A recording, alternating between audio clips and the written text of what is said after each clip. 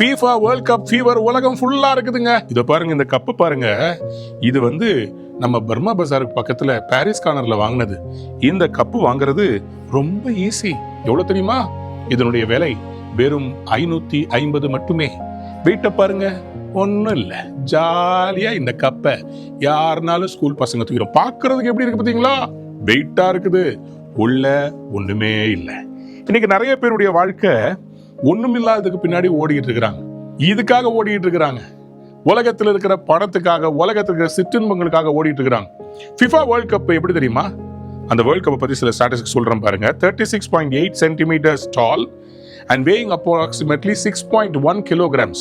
18 carat gold மட்டும் 5 kilo pure கோல்டுங்க. அந்த world cup எவ்வளவு ஃபேமஸா இருக்கும்?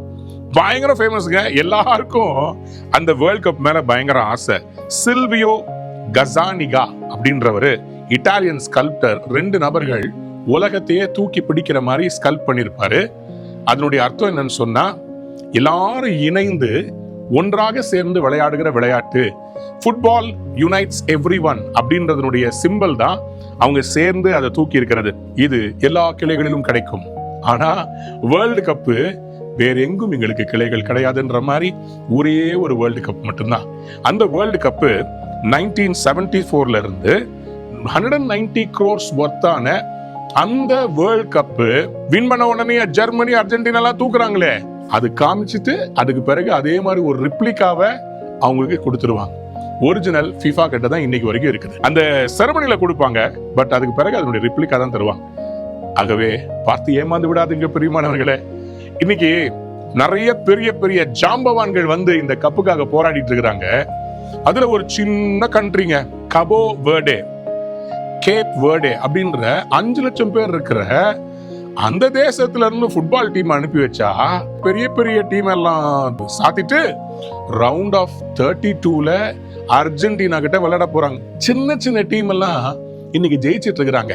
இந்த கேப் வேர்டே, கபோ வேர்டே 5 லட்சம் பேர். எனக்கு ரொம்ப அவமானமா இருக்குது. 145 பில்லியன் மக்கள் இருக்கிற இந்தியாவில இருந்து ஒரு டீம் அனுப்ப முடியல. 5 லட்சம் பேருங்க. சென்னை அளவு கூட இல்லைங்க. 5 லட்சம் பேர் இருக்கிற அந்த ஊர்ல இருந்து ஒரு டீம் வேர்ல்டு கப் ஆடுது. பெரிய பெரிய ஜாம்பவான்களை தூக்கி போடுகிறது. ஏன் தெரியுமா? கப்பு தூக்கணும், அவங்களுக்கு கப்பை எடுக்கணும். வேர்ல்டு ஃபேமஸா இருக்க இந்த வேர்ல்ட் கப் ஃபுட்பால்ல கப்பை தூக்கணும்னு சொல்லி உயிரை கொடுத்து விளையாடுறாங்க. அதே மாதிரிதான் பவுல் அப்போஸ்தலன் சொல்றாரு. 1 கொரிந்தியர் 9:24 ஓட்டப்பந்தயத்துல எல்லாரும் ஓடுவாங்க, ஆனா நீங்க பெற்றுக்கொள்ளத்தக்கதாக ஓடுங்க.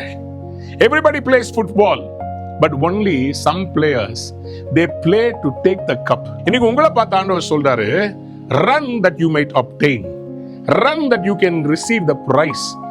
எல்லாரும் ஃபுட்பால் ஆடுறது பெருசு இல்லைங்க. 5 லட்சம் பேர் இருக்கிற ஊர்ல இருந்து ஒரு டீம் கப்பை தூக்குச்சுன்னா எப்படி இருக்கும்? உங்க லைஃப்லயும் ஆண்டவர் அதை செய்வார். You are a miracle.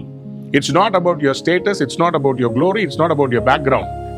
10 volcanic ஐலண்ட்ஸ்ல வாழ்ற 5 லட்சம் பேரு, அவங்களுக்கு சரியான கிரவுண்டு கூட இருந்திருக்காது.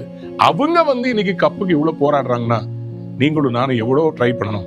உங்களுக்கும் வாய்ப்புகளை தந்த ஆண்டவர் உங்களை ஜெயிக்க வைக்க போறார். You are a winner, you are going to take the cup. இந்த வேர்ல்ட் கப்ல யார் கப் அடிச்சாலும் ஒண்ணே ஒண்ணு ஞாபகம் வச்சுக்கோங்க, it is only because they played to win the cup. நீங்களும் கப்பு அடிக்கணும். God bless you. Take the prize and be blessed.